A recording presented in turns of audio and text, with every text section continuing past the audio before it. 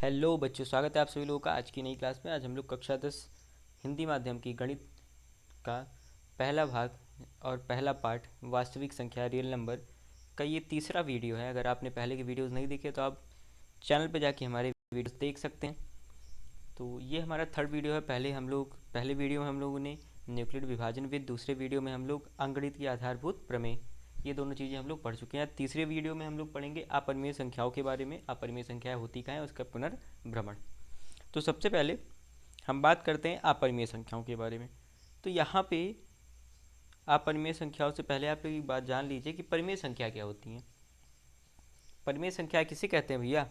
पिछले वीडियोज़ में हम लोगों ने डिस्कस किया था कि परिमेय संख्या क्या होती हैं। तो वे संख्या है जिन्हें पी अपॉन क्यू के रूप में लिख सकते हैं, लेकिन Q is not equal to zero. वे संख्या है जिन्हें पी अपॉन क्यू के रूप में लिख सकते हैं, मतलब बटे में लिख सकते हैं, लेकिन बट क्या हो, क्यू का मान जीरो नहीं होना चाहिए। अगर क्यों नहीं होना चाहिए? क्योंकि अगर 1/0 हुआ तो आंसर कितना आएगा? इनफाइनाइट आएगा, अनंत आएगा, और ये जो मान है ये सिद्ध नहीं होगा। तो इसलिए आप परिमेय संख्या का परिभाषा क्या थी? वे संख्या, परिमेय संख्या किसे कहते हैं?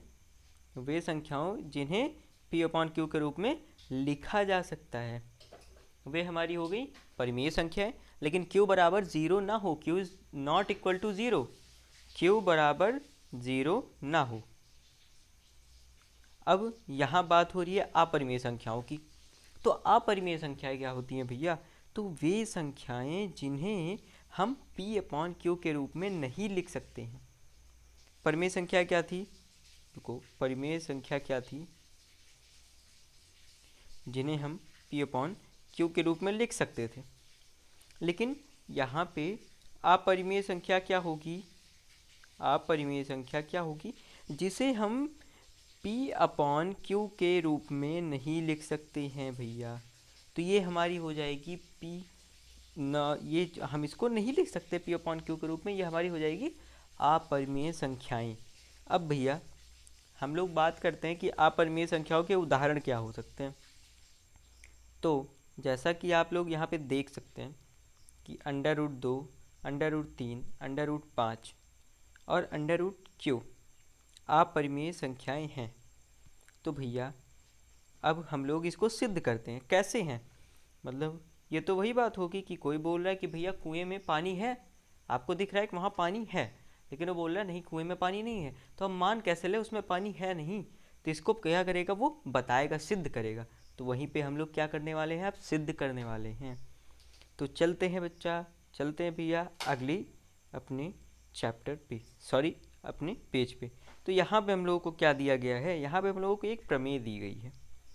यहाँ पे हम लोगों को एक प्रमेय दी गई है। अगर आप लोग अपनी जानकारी के लिए कुछ परिमेय संख्याओं को देखना चाहते, जानना चाहते, तो वो परिमेय संख्या कह रही कि √2, √3, √15, √5, इन सबको हम लोग पी अपॉन क्यू के रूप में नहीं लिख सकते हैं भैया।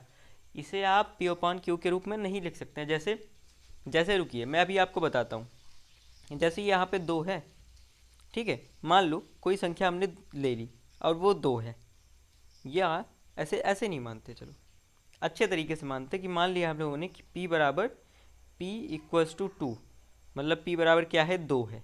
अब यहाँ पे Q का मान क्या हो जाएगा? 1 हो जाएगा। अब भैया हमारा 2 दिया गया है, P बराबर 2 हो गया, और Q बराबर हम लोगों ने मान लिया 1, क्योंकि हर संख्याओं के नीचे क्या होता है?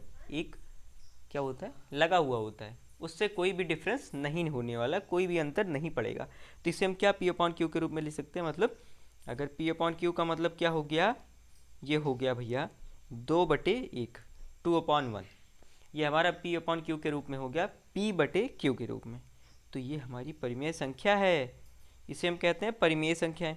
अब अपरिमेय संख्याएं क्या हैं भैया? तो अभी आप लोगों ने देखा कि √2 है, यहाँ पे √2 है। अब इसको आप पी अपॉन क्यू के रूप में लिखिए, लिख सकते हैं?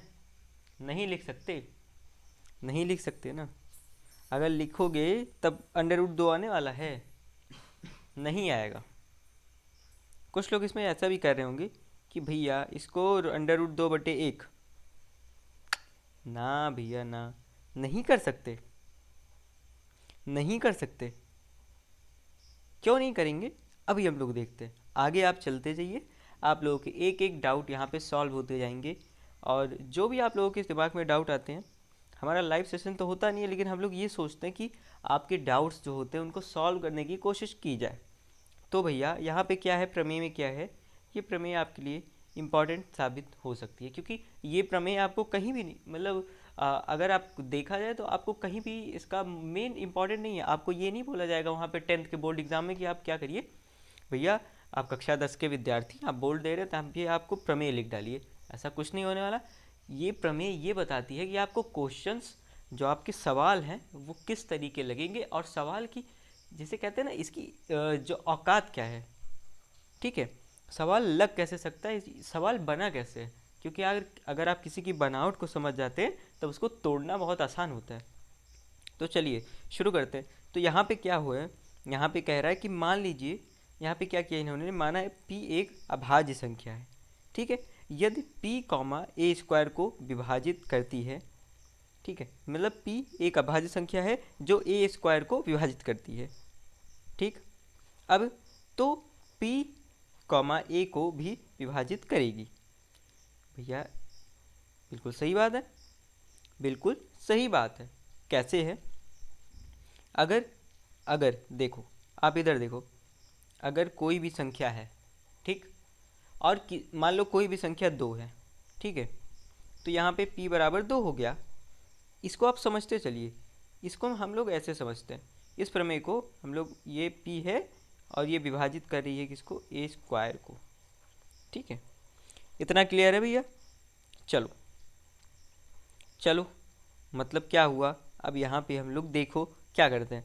ये था, यहाँ पे हम लोगों ने p बराबर मान लिया 2 और ए स्क्वायर ए बराबर मान लिया 2, क्योंकि अगर आप 2 की बजाय कुछ भी मान लीजिए, लेकिन एक चीज़ यहाँ पे ध्यान रखिएगा, अगर आप लोग 3 मानते हैं, अगर आप लोग 3 मानते हैं तो भी यहाँ पे कोई प्रॉब्लम खासा नहीं होने वाली। लेकिन हाँ, एक प्रॉब्लम सबसे बड़ी होने वाली है कि ये क्या होगा, अभाज्य संख्या, मतलब कटेगी नहीं। क्या होगा, 3 का अगर स्क्वायर करते हैं, 3 की घात 2 का अगर हम लोग हल करते हैं तो 9 आ जाएगा। और 9 क्या है, 2 से 9 विभाजित नहीं होगा, 2 से 9 विभाजित नहीं होगा। तो यहाँ पे आप लोगों को क्या लेना है, सम संख्याएं लेनी है। अगर आप p आपका सम है तो हमारा a जो होगा उसका मान भी क्या होगा, सम संख्याओं के रूप में होगा। तो यहाँ पे अगर हम लोग स्क्वायर करते हैं तो p हो गया 2 और 2 दूनी का हो गया 4। अब ये यहाँ पे, अब देखो ये विभाजित कर रहा है इसको। अगर इसी को क्या किया जाए, ए स्क्वायर को, इतना समझ में आ रहा है आपको। मेरी स्पीड अगर ज़्यादा तेज़ हो तो आप कमेंट कर सकते हैं, वीडियो स्लो कर सकते हैं, पीछे जाके देख सकते हैं, मैं एक एक पॉइंट यहाँ से कवर करता चलूँगा। तो आगे हम लोग क्या करेंगे, आगे देखो, आगे देखो हम लोगों ने क्या किया था, मैं सारी चीज़ें यहाँ पे फिर से लिख देता हूँ। ये हमारा पी कॉमा ए स्क्वायर था, हमने लोगों ने पी इक्वल्स टू क्या माना था, 2 माना था, ए इक्वल्स टू क्या माना था, 2 माना था। अब यहाँ पे हम लोगों ने p से ए स्क्वायर को भाग दिया था, ठीक है। तो यहाँ पे क्या हो जाएगा, p का मान कितना है, 2 है, ए स्क्वायर का मान 2 है, तो 2 दूनी 4 हो जाएगा, 4 हो गया यहाँ पे। अब 4 होने के बाद भैया अगर हम a, अब यहाँ पे कंडीशन क्या दे रहा है, यहाँ पे स्थिति क्या कह रहा है, कह रहा है ये कि तो p a को भी विभाजित करेगा, मतलब p क्या करेगा, a को भी विभाजित करेगा। तो p क्या करेगा, a हमारा कुछ भी हो सकता है, a हमारा कुछ भी हो सकता है, लेकिन यहाँ पे हम लोगों ने क्या माना है, 2 माना है, 2 माना है, तो 2 यहाँ पे हो जाएगा, यहाँ भी 2 हो जाएगा। इसको भी विभाजित कर रहा है भैया, कर रहा है विभाजित। तो ये है हमारी प्रमेय। इतना आपको क्लियर हुआ। अब इसको थोड़ा हम लोग इसकी उत्पत्ति जो है, उत्पत्ति कहते हैं इसको या उपपत्ति कहते हैं, सॉरी उपपत्ति कहते हैं, इसको हम लोग देख लेते हैं। तो जो ये प्रमेय थी आपको समझ में आई, कमेंट जरूर कीजिएगा। उपपत्ति देखते हैं हम लोग, यहाँ से आपको क्लियर हो जाएगा। तो यहाँ पे क्या कह रहा है, मान लीजिए ए कि अभाज्य गुणनखंड निम्नलिखित रूप के हैं, कि मान लिया ए के अभाज्य गुणनखंड निम्नलिखित रूप के हैं, कि तो ए के अभाज्य गुणनखंड क्या क्या आ गए भैया, P1 आ गए, P2 आ गया, ठीक। अब भैया P1 P2 क्या आए, P1 P2, जब P से A को भाग दिया गया तो पहले P1 आया, ठीक है, फिर P2 आया, ऐसे क्या हुआ, ठीक। और ये कहाँ तक जाएगा, P की पावर n तक जाएगा, जितनी बड़ी संख्या होगी उतना लंबा ये जाएगा, ठीक। अब क्या है यहाँ पे क्या दे रहा है ये, यहाँ पे ये लोग बता रहे जहाँ P1 P2 P की पावर n तक अभाज्य संख्याएं हैं, परंतु आवश्यक रूप से भिन्न भिन्न नहीं हैं भैया, आवश्यक रूप से भिन्न भिन्न नहीं हैं, क्योंकि अभी हम लोग देख लो, अभी हम लोग क्या करते हैं, 2 से 4 को भाग देते हैं तो क्या आ जाएगा, 2 आएगा, 2 आया, ये हमारा P1 हो गया, 2 आया तो 2 दूनी 4, ठीक, 2 दूनी 4 हो गया। अब इसी जगह अगर हम लोग क्या करते हैं, 2 से 2 को भाग देते तो 1 आएगा, ये तो हो गया। अभी देखो कोई और संख्या ले लो आप, 2 की जगह आप कुछ भी ले लो, चलो हम लोग कुछ भी ले लेते हैं। मान लिया यहाँ पे हम लोग ने थोड़ी बड़ी संख्या ले ली, जैसे यहाँ पे 2 से हम लोगों ने भाग करा दिया, किस में करा दिया भैया, आप यहाँ से करा दीजिए, किसी भी नंबर को करा दीजिए। आप यहाँ पे 2 की जगह 3 भी ले सकते हैं, लेकिन मुझे 2 जो है ज़्यादा सूटेबल, मतलब अच्छा लगता है, इस वजह से मैं 2 ज़्यादा यूज़ करता हूँ। तो ये आपका क्लियर हुआ। अब यहाँ पे क्या कह रहा है कि ए स्क्वायर और एक ए स्क्वायर बराबर क्या हो जाएगा, P1 P2 P की पावर n गुणे P1 P2 P की पावर n। ये कैसे हो गया, ये कैसे हो गया, ऐसे हो गया भैया, क्योंकि ए स्क्वायर का मान कितना दिया गया था, P1 P2 और P की पावर n, इतना ये जा रहा था, ये क्या था, इसका अभाज्य गुणनखंड था। अभाज्य गुणनखंड हम लोग पिछले वीडियो में देख चुके कैसे निकाले जाते हैं, तो आप लोग पिछले वीडियो में जाके देख सकते हैं।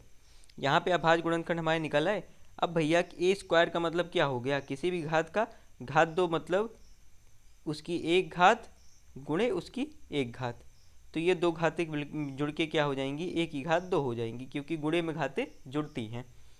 इतना क्लियर है। तो यहाँ पे ए स्क्वायर बराबर ये हमारा मान निकल आया, कितना मान आया, इतना आया। अब इसको हम लोग क्या करेंगे, हल कर लेंगे। हल करने के बाद दोनों का स्क्वायर हो जाएगा, क्योंकि ये दोनों मान क्या है, बराबर, एक तरीके के समरूप हैं, तो इन दोनों का क्या हो जाएगा, घात 2 हो जाएगी।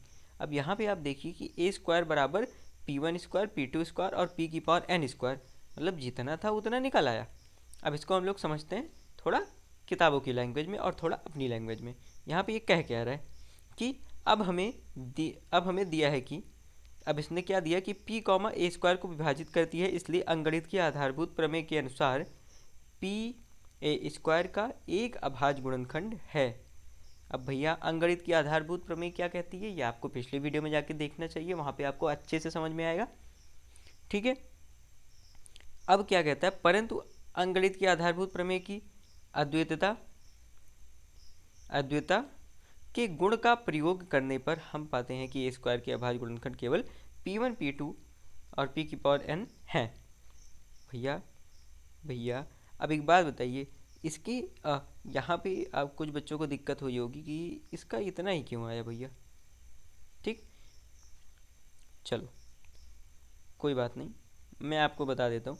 यहाँ पे देखो क्या हुआ, इन्होंने क्या किया, इसके अगर हम लोग देखें ना तो इसका क्या निकल रहा है, ये दोनों मान क्या है, बराबर हैं ना, तो इन्होंने क्या किया, एक मान यहाँ से उठा लिया, तो ए स्क्वायर का गुणनखंड क्या निकल आया भैया, अभाज्य गुणनखंड इनका ये मान निकल आया, ठीक है। इसलिए P को P1 P2 और P की पावर n से भी एक से ही एक होना चाहिए। अब हम लोग चलते हैं आगे, ये लोग क्या कहते हैं कि अब चूंकि A बराबर P1 P2 P की पावर n है, इसलिए PA को विभाजित अवश्य करेगा। अब हम लोग तो पहले ही सिद्ध कर चुके हैं, लेकिन थोड़ा इसकी भाषा में देख लेते हैं, ठीक है। अब हम इसकी उत्पत्ति के दे सकते हैं कि √2 एक अपरिमेय संख्या है।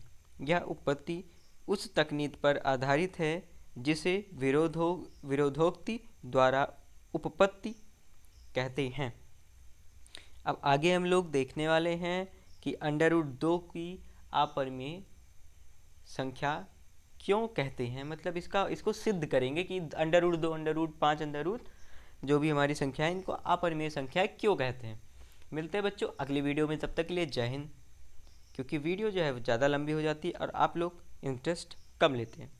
इस वजह से मैं छोटी वीडियोस बना रहा हूँ ताकि आप लोगों का इंटरेस्ट बना रहे।